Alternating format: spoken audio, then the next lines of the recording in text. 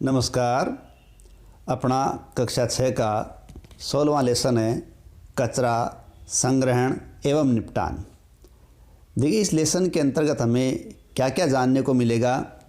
कचरा क्या है, भराव क्षेत्र क्या है, वर्मी कंपोस्ट और कंपोस्ट क्या है, कैसे तैयार की जाती है, कागज़ का पुनर्चक्रण कैसे किया जाता है, प्लास्टिक हमारे लिए वरदान है, अभिशाप है, तथा कचरे का निपटारा कैसे करें।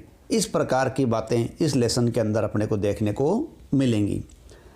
तो देखिए, जैसा कि नाम में सबसे पहले अपने को दिया गया है कचरा, तो हम देखते हैं कि कचरा क्या है। देखो, हमारे घरों में, विद्यालयों में, दुकान में रोज़ ऐसी सामग्री बाहर निकलती है जो हमारे किसी काम की नहीं है, और उस सामग्री को हम बाहर फेंक देते हैं। वो सामग्री जो हमारे किसी काम की नहीं बचती, या हम जिसे अपने किसी काम का नहीं मानते और फेंक देते हैं, वही सामग्री क्या होती है? कचरा है। और ये कचरा हम दिन भर करते रहते हैं, और सही तरीके से यदि उसको नहीं डाला जाए तो वो बाहर फैला रहता है। जैसे हम ट्रेनों के अंदर, बसों के अंदर जैसे मूंगफली के छिलके फेंक देते हैं या कोई फल का छिलका फेंक देते हैं, इसी प्रकार हमारे घरों से निकलने वाला कचरा हम कहीं फेंक देते हैं, तो वो समस्या खड़ी करता है। और यदि इसका सही तरीके से निपटारा हो जाए तो वो अपने लिए काफ़ी फ़ायदेमंद होता है, क्योंकि इससे हमारा पर्यावरण है वो सुरक्षित रहता है। तो कचरे के बाद देखिए संग्रहण। देखिए, कचरा है उसको संग्रह किया जाता है। तो अब शहरों में या नगरों में क्या होता है, नगर पालिकाएँ, इस प्रकार के जो स्थानीय निकाय हैं वो क्या करते हैं, 2 प्रकार के डिब्बों को या कूड़ेदान को काम में लेते हैं। तो यहाँ जगह जगह शहरों में, नगरों में नगर पालिकाएँ क्या करती है, 2 प्रकार के कूड़ेदान रखती है। अब जो 2 प्रकार के कूड़ेदान रखती है उसमें एक कूड़ेदान तो होता है नीला, ठीक है, और दूसरा होता है हरा। अब इस नीले कूड़ेदान के अंदर इस प्रकार की सामग्री डाली जाती है जो नष्ट नहीं होती, ठीक है, या जिसका निम्नीकरण नहीं होता। जैसे प्लास्टिक है, कांच है, एल्युमिनियम की पन्नियाँ हैं। इस प्रकार के जो सामग्री है वो यदि हम मिट्टी में डाल दें तो वो नष्ट नहीं होती। तो इस प्रकार की सामग्री को हम नीले पात्र में डालते हैं, और इनमें से कुछ सामग्रियाँ ऐसी होती है जिनका पुनः उपयोग किया जा सकता है। तो नीले जो कूड़ेदान में वो प्लास्टिक, धातुएं, कांच, इस प्रकार की सामग्री डाली जाती है, क्योंकि ये गलते नहीं है। हरा जो कूड़ादान होता है उसके अंदर इस प्रकार का अपशिष्ट डाला जाता है, जैसे रसोई का अपशिष्ट, पादप का अपशिष्ट, जंतु का अपशिष्ट, ये डाले जाते हैं। क्योंकि जब इनको मिट्टी में डाला जाता है तो ये पूरी तरीके से सड़ गल जाते हैं और नष्ट हो जाते हैं। तो इस प्रकार का निपटारा हो जाता है, ठीक है। तो अब कचरा है उसको निपटारा करने के लिए देखो एक और कदम अपने को ध्यान देना पड़ता है। चलते चलते देखिए, एक कदम स्वच्छता की ओर के बारे में देख लेते हैं कि भारत के प्रधानमंत्री ने 2014 के अंदर 2 अक्टूबर को स्वच्छ भारत अभियान का शुभारंभ किया था। इस अभियान का लक्ष्य क्या था कि 2 अक्टूबर 19 तक खुले में शौच से मुक्त भारत का निर्माण करना। और इसके लिए एक जो लोगो लिया गया वो गांधी जी का चश्मा था। उस चश्मे में एक तरफ स्वच्छ और दूसरी तरफ भारत लिखा गया है। तो ये क्या है, स्वच्छ भारत अभियान का लोगो है। अब कचरे का निपटान करने के लिए देखिए, कचरे का निपटान के लिए एक शब्द आता है भराव क्षेत्र। देखिए, जो अपने घरों के अंदर या नगर में, पड़ोस में कहीं भी कचरा होता है, उस कचरे को कचरे वाले उठा के ले जाते हैं, ठीक है, या यूँ कहें ट्रकों द्वारा, ट्रैक्टरों द्वारा उस कचरे को शहरों से उठाया जाता है। और उस कचरे को आबादी से बाहर, नगर से बाहर, ठीक है, या शहरों से बाहर की तरफ जो निचले स्थान गड्ढेनुमा होते हैं, उन निचले स्थानों के अंदर वो डाल दिया जाता है। तो ऐसे क्षेत्र भराव क्षेत्र कहलाते हैं, जहाँ शहरों का, नगरों का या आबादी का कचरा है वो गड्ढे नुमा या निचले क्षेत्रों में डाल दिया जाता है। वो क्षेत्र क्या कहलाते हैं? भराव क्षेत्र। इस भराव क्षेत्र को भरने में बहुत लंबा टाइम लगता है, और लंबे समय तक जब भराव क्षेत्र के अंदर कचरा डाला जाता रहता है तो वो लगभग भर जाता है। तब उस पर क्या करते हैं, तब उस पर मिट्टी डाल देते हैं। मिट्टी डालने से वो कचरा ढक जाता है, कभी कभी उस पर घास फूस लग जाती है, पौधे लग जाते हैं, तो क्या होता है वो चलता रहता है। और ऐसे जब बराव क्षेत्र है वो पड़ा रहता है तो उस पर गार्डन पार्क भी विकसित कर देते हैं, बच्चों उसको खेलने के काम भी लिया जा सकता है, इस प्रकार उसका इस्तेमाल होता है।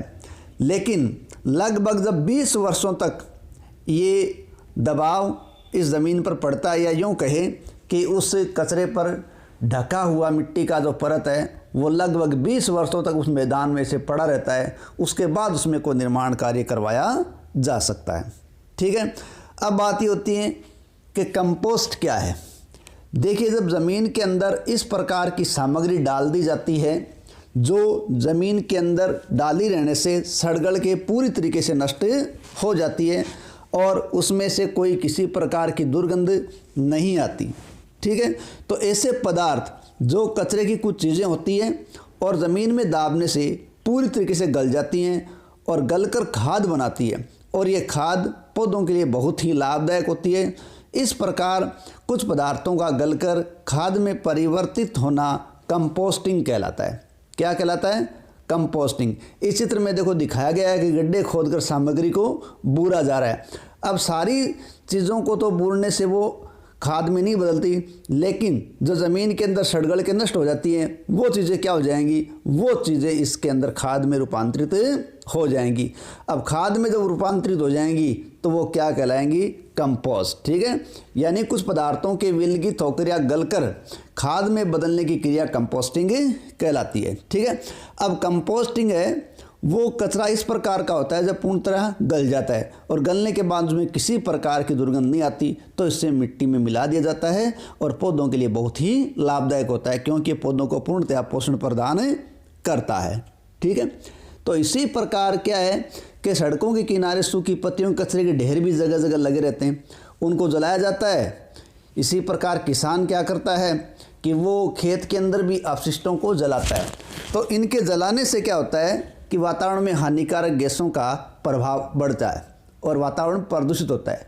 तो हमें क्या करना चाहिए? इस प्रकार के पदार्थों को मिट्टी में दबा देना चाहिए और कंपोस्टिंग बनाने में इनका इस्तेमाल होना चाहिए, ताकि उसका निपटारा भी हो जाए और वो भूमि में या पेड़ पौधों के पोषण के रूप में भी काम आ जाए। ठीक है, ध्यान रखिए भाई, सरकार है उसको भी इस प्रकार के सामग्री को जलाना है वो रोकने का प्रयास करना चाहिए या कानून बनाना चाहिए। नेक्स्ट हम देखते हैं वर्मी कंपोस्टिंग। देखो, हमने कंपोस्ट देखा है कि इस खड़े खड़े पदार्थ हैं भूमि के अंदर पूरी तरह गल जाते हैं, नष्ट हो जाते हैं, वो खाद बनाते हैं, वो कंपोस्टिंग है। लेकिन यहाँ नाम आ रहा है वर्मी कंपोस्ट। तो बस इतना सा ही है कि केंचुओं के द्वारा जब खाद बनाई जाती है तो उसे वर्मी कंपोस्ट कहते हैं। ठीक है, क्या कहते हैं? Vermi compost. केंचुआ होता है वो किसान का मित्र कहलाता है। ठीक है, केंचुए की एक प्रजाति है लाल केंचुआ, वो क्या करता है? कंपोस्ट बनाता है। यानी जब उसको सड़ी गली सामग्री दी जाती है तो वो क्या करता है? उसको खाकर कंपोस्ट या खाद में बदल देता है, इसलिए इसे वर्मी कंपोस्ट कहते हैं। तो वर्मी कंपोस्ट क्या हो गया? वर्मी कंपोस्ट हो गया केंचुओं के द्वारा बनाई गई खाद। देखो, गड्ढों के अंदर केंचुए डाले जाते हैं और उन केंचुओं को इस प्रकार की सामग्री दी जाती है कि वो खा सकें। ठीक है, अब केंचुओं के द्वारा देखो खाई जाने वाली सामग्रियाँ क्या होती है? हरी पत्तियाँ, पौधों की सूखी डंडियाँ, भूसा, समाचार पत्र की छोटी छोटी पट्टियाँ या फिर गत्ते की छोटी छोटी पट्टियाँ, ये इसके खाने के काम में आ जाती है।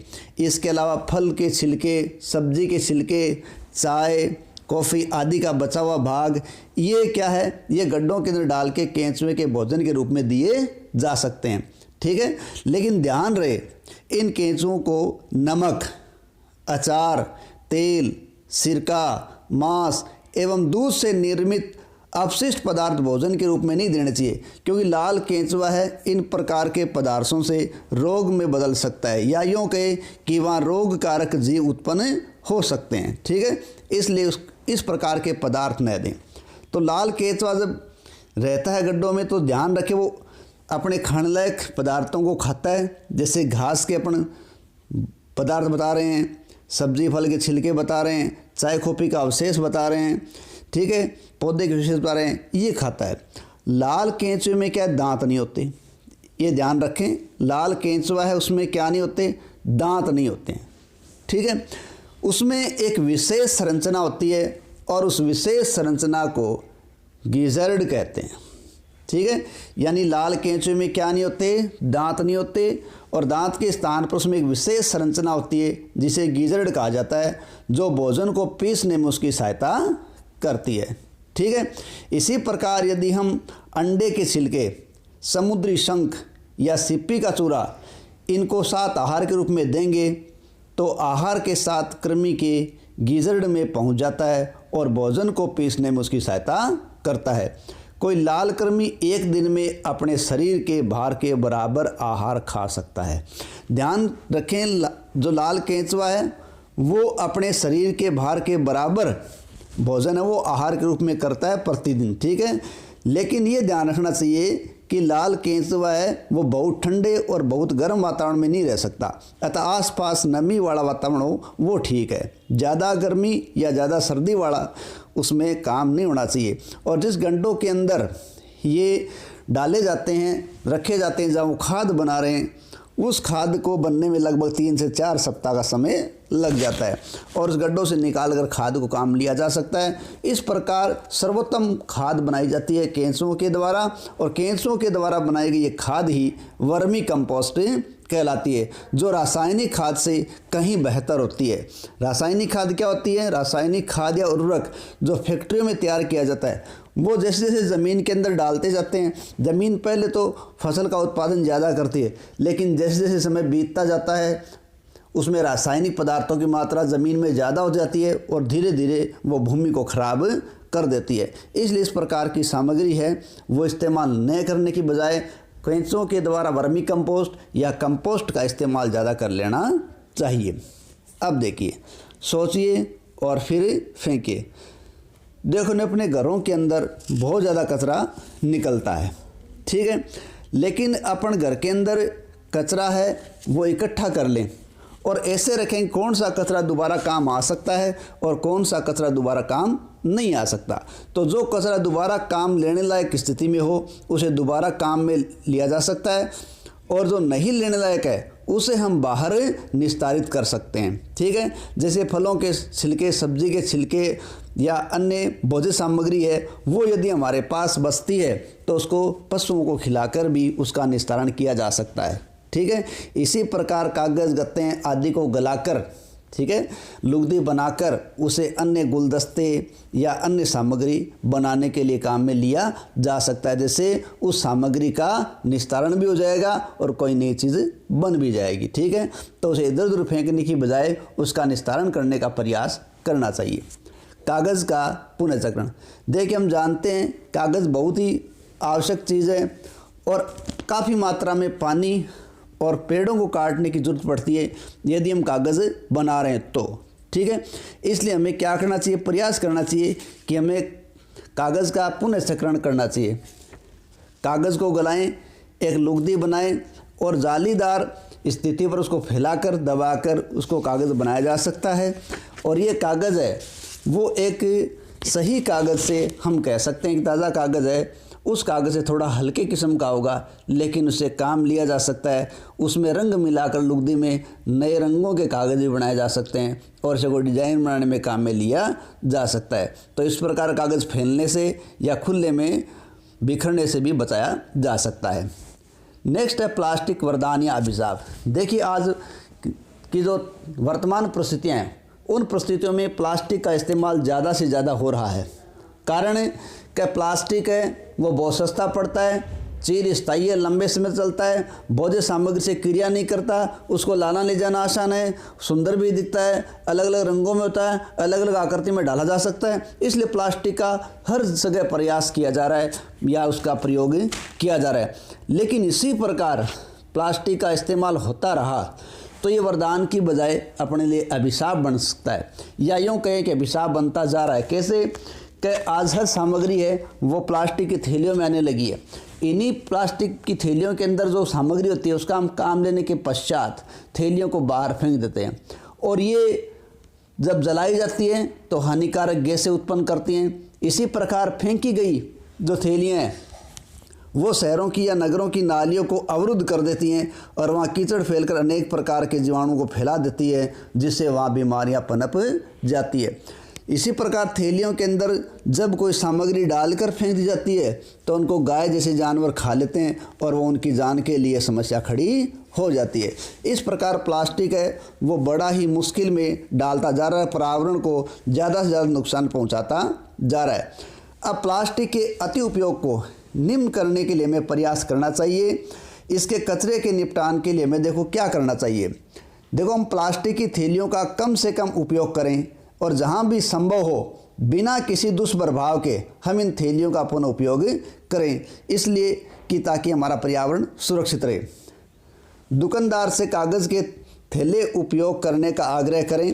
खरीदारी के लिए बाजार जाते समय हम घर से कपड़े या जूट का थैला लेकर जाएं तो हम प्लास्टिक से बच सकते हैं। हम खाद्य पदार्थों के संग्रहण के लिए प्लास्टिक की थैलियों का इस्तेमाल न करें। इसके अलावा हम क्या करें कि उपयोग के पश्चात जो प्लास्टिक की थैलियाँ हैं इनको उधर उधर नहीं फेंकना चाहिए। हम प्लास्टिक की थैलियों को और अन्य प्लास्टिक की वस्तुओं को कभी भी न जलाएं ताकि पर्यावरण साफ सुथरा रहे। हम कचरे को प्लास्टिक की थैलियों में न भरें और ना ही उसको बाहर फेंकें ताकि वो जानवर है उसको खाकर नष्ट न हो जाए। ठीक है। हम वर्मी कंपोस्ट का उपयोग करें और रसोई के अपशिष्ट का विवेकपूर्ण इस्तेमाल करें। ठीक है। और हम कागज़ है उसका पुनर्चक्रण करें। हम कागज़ के दोनों ओर लिखें। रफ कार्य के लिए हम क्या करें, रफ कार्य के लिए स्लेट का प्रयोग करें। अभ्यास पुस्तिका में बिना लिखे छुट्टे कागज़ को रफ कार्य के लिए उपयोग करें। कहने का मतलब है कागज़ का हम बार बार इस्तेमाल कर सकते हैं। जैसे हमारे घरों के अंदर छोटे बच्चे हैं वो पेंसिल से राइटिंग जमाते हैं, उसको कॉपी को भी दोबारा हम क्या कर सकते हैं, हम पेन से लिख कर रफ कार्य में काम ले सकते हैं। इसके अलावा हम वर्मी कंपोस्ट का उपयोग कर रसोई के अपशिष्ट का विवेकपूर्ण निपटान कर सकते हैं। हम कागज़ का पुनर्चक्रण कर सकते हैं। हम कागज़ के दोनों लिख सकते हैं और रफ के रूप में इसका इस्तेमाल कर सकते हैं। हम अपने परिवार, मित्रों एवं व्यक्तियों को विभिन्न प्रकार के विभिन्न प्रकार के जो अपशिष्ट हैं उसको निपटान के लिए उचित आचरण का पालन करने के लिए प्रेरित करेंगे। प्लास्टिक के ज़रूरत से ज़्यादा उपयोग को कम करने के तरीकों के बारे में हम और भी जानकारी निकाल सकते हैं यदि हम आपस में एक दूसरे के साथ चर्चा करें। ठीक है। तो इसी के साथ देखो ये अपना लेसन तो समाप्त होता है। ठीक है। अब आगे इसमें क्या है, इसके प्रश्नों पर चलते चलते थोड़ी सी बात कर लेते हैं। ठीक है। जैसे अपने को पहला प्रश्न दिया गया है कि निम्नलिखित के उत्तर दीजिए। इसमें पहला प्रश्न क्या है, पहला प्रश्न है लाल केंचुए किस प्रकार के कचरे को कंपोस्ट में परिवर्तित नहीं करते। ठीक है। पाठ के शुरुआत में मैंने कहा था कि लाल केंचुआ है वो प्लास्टिक की थैली, बोतल, अचार, ठीक है, नमक, एल्युमिनियम, खिलौने, धातु, चमड़ा, इस प्रकार के पदार्थों को कंपोस्ट में परिवर्तित नहीं करता, इसलिए ऐसे पदार्थ को नहीं देना चाहिए। दूसरा है क्या आपने अपने कंपोस्ट गड्ढे में लाल केंचुओं के अतिरिक्त किसी अन्य जीव को देखा है? यदि हाँ तो उसका नाम जानने का प्रयास करो, चित्र भी बनाओ। देखो जब गड्ढा बनता है उसमें हमें कंपोस्ट गड्ढे में लाल केंचुओं के अलावा भी कुछ कीड़े दिखाई देते हैं, जैसे कृमि है, कीटाणु है, मकड़ी है, इस प्रकार के हम जीव देख सकते हैं। ठीक है। अब देखिए प्रश्न संख्या 2, क्या कचरे का निपटान केवल सरकार का ही उत्तरदायित्व है? नहीं, कचरे का निपटान केवल सरकार का उत्तरदायित्व नहीं है, ये सरकार के साथ साथ हमारा भी उत्तरदायित्व बनता है, क्योंकि हमें ही इस वातावरण में रहना है और इस परिवार को या इस पृथ्वी को सुरक्षित बनाना है। इसलिए इसका निपटारा न केवल सरकार का बल्कि जनता का भी है, ताकि वो उसे कचरे को फेंकने से पहले उसका सही तरीके से निस्तारण कर सके। दूसरा, क्या कचरे के निपटान से संबंधित समस्याओं को कम करना संभव है? बिल्कुल, हम कचरे के निपटान से संबंधित समस्याओं को कुछ हद तक हल कर सकते हैं। जैसे कुछ कचरा इस प्रकार का होता है जिन्हें पुनः इस्तेमाल किया जा सकता है और कुछ कचरा ऐसा है जिसे पुनः चक्रण किया जा सकता है। यदि हम ऐसा करें तो कुछ कचरे का निपटान कर सकते हैं। तीसरा प्रश्न, घर में बचे हुए भोजन का आप क्या करते हैं? देखो जो हमने घर में बचा हुआ भोजन है उसके बारे में पहले देख लिया कि हम उसको पशुओं को डाल सकते हैं। घर में यदि पशु है तो उनको दिया जा सकता है, और बाहर सड़क पर जो पशु घूम रहे उनको भी हम दे सकते हैं। ठीक है, तो उसका उचित रूप से हम क्या कर सकते हैं, निस्तारण कर सकते हैं। इसके अलावा कुछ सामग्री ऐसी होती है जिसको मिट्टी में दबा के खाद के रूप में भी इस्तेमाल किया जा सकता है। दूसरा, यदि आपको आपके मित्रों को किसी पार्टी में प्लास्टिक की प्लेट या केले के पत्ते में खाने का विकल्प दिया जाए तो आप क्या चुनेंगे? देखिए, हम केले के पत्ते का खाने के रूप में प्लेट मिल रही है उसका इस्तेमाल करेंगे, कारण कि ये इस प्रकार का विकल्प है जिसको पुनर्चक्रण भी संभव है, और क्या हो सकता है, इसको हम निस्तारित कर सकते हैं। मिट्टी में दबा देंगे तो ये नष्ट हो जाएगा और पर्यावरण सुरक्षित रहेगा। लेकिन प्लास्टिक है वो क्या करेगा, मुश्किलें खड़ी करेगा, क्योंकि पर्यावरण और हम सबको नुकसान पहुंचाएगा। नेक्स्ट प्रश्न, चौथा प्रश्न है, विभिन्न प्रकार के कागज़ के टुकड़े इकट्ठे कीजिए और पता कीजिए इनमें से किसका पुनर्चक्रण किया जा सकता है। देखो, जो कागज़ चमकीले होते हैं, प्लास्टिक लगाए हुए होते हैं या यूँ के प्लास्टिक वाले होते हैं, उन कागज़ों को हम पुनर्चक्रित नहीं कर सकते, और बाकी कागज़, कॉपी किताब आदि के कागज़ हैं, उनको हम पुनर्चक्रित कर सकते हैं। लेंस की सहायता से कागज़ों के उन सभी टुकड़ों का प्रेक्षण कीजिए जिन्हें आपने उपरोक्त प्रश्न के लिए एकत्रित किया। क्या आप कागज़ की नई शीट एवं पुनर्चक्रित कागज़ की सामग्री में कोई अंतर देखते हैं? देखो, कागज़ की नई शीट और जो पुनर्चक्रित कागज़ बनाया गया है उसमें अंतर अपने को साफ दिखाई देता है, कारण कि जो हमने कागज़ पुनर्चक्रित बनाया है वो मोटा और भद्दा दिखाई देता है, जबकि जो नई शीट है वो हमें सुंदर और पतली दिखाई देती है। पांचवा प्रश्न, पैकिंग में उपयोग होने वाली विभिन्न प्रकार की वस्तुएं इकट्ठी कीजिए। इनमें से प्रत्येक का किस उद्देश्य के लिए उपयोग किया गया, ये आप समूह में चर्चा कीजिए। देखो, हम अलग अलग सामग्री का इस्तेमाल करते हैं। जैसे कांच का डिब्बा है, उसको हम सजावटी सामान के रूप में भी काम ले सकते हैं, और दवाओं में भी बहुत सी कांच के डिब्बों का या शीशी का इस्तेमाल हो रहा है। लकड़ी का बक्सा है, उसमें कांच का सामान भी आ सकता है, और आजकल हम देख रहे हैं कि फलों की पेटियां हैं वो भी लकड़ी के बक्से की बनी आ रही है।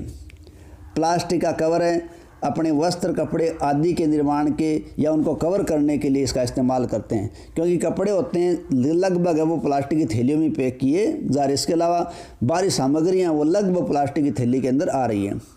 अब गत्ते का बोर्ड है, देखो, क्रोकरी का सामान है, वो लगभग किसके अंतर्गत आ रहा है, वो गत्ते के बोर्ड में ही आ रहा है।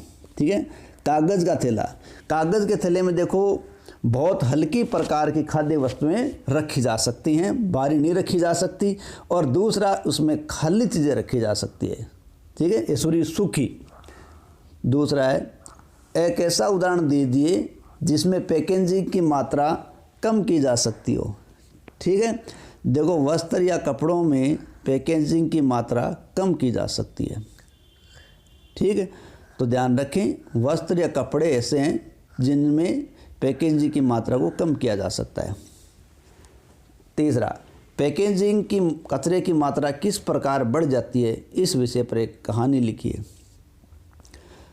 देखो, हम जब कोई व्यक्ति है वो जन्मदिन पर कोई उपहार देना चाहता है, ठीक है, तो वो पेन खरीद सकता है जो प्लास्टिक और कागज़ के कवर में बंद है, परंतु क्या है कि उसको सुंदर दिखाने के लिए उस पर चमकदार कागज़ और लिपटा देते हैं।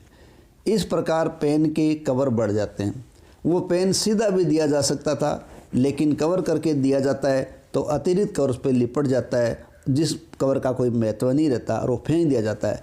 इस प्रकार की कहानियाँ हम अपने आसपास या हम खुद जीवन में देख सकते हैं। क्या आपके विचार में रासायनिक उर्वरक के स्थान पर अपेक्षाकृत कंपोस्ट का उपयोग उत्तम होता है? देखिए, बिल्कुल। रासायनिक उर्वरक के बारे में मैंने पहले बता दिया कि रासायनिक उर्वरक इस प्रकार के हैं जिनका लंबे समय तक इस्तेमाल किया जाए तो भूमि कमज़ोर हो जाती है। ठीक है, तो रासायनिक उर्वरक की तुलना में कंपोस्ट का उपयोग उत्तम रहता है, क्योंकि कंपोस्ट निर्माण के लिए हम क्या करते हैं, घरेलू अपशिष्टों को काम में ले सकते हैं, जो रसोई से निकलते हैं, पादप के होते हैं, जंतु कहते हैं, उनको भूमि में गाड़ कर कंपोस्ट बना सकते हैं, जिससे इस कचरे का निपटान भी हो जाएगा और उपयोग भी हो जाएगा, और कंपोस्ट के निर्माण और उपयोग से पर्यावरण प्रदूषण भी फैलने से बच जाएगा। इस प्रकार हम क्या कर सकते हैं, कंपोस्ट को अधिक उपयोग ले सकते हैं। इसी के साथ अपना ये लेसन समाप्त होता है। आशा है आपको लेसन पसंद आया होगा। यदि आपको लेसन पसंद आया तो प्लीज़ इसको लाइक करें, सब्सक्राइब करें, कमेंट करें। जय हिंद, जय भारत।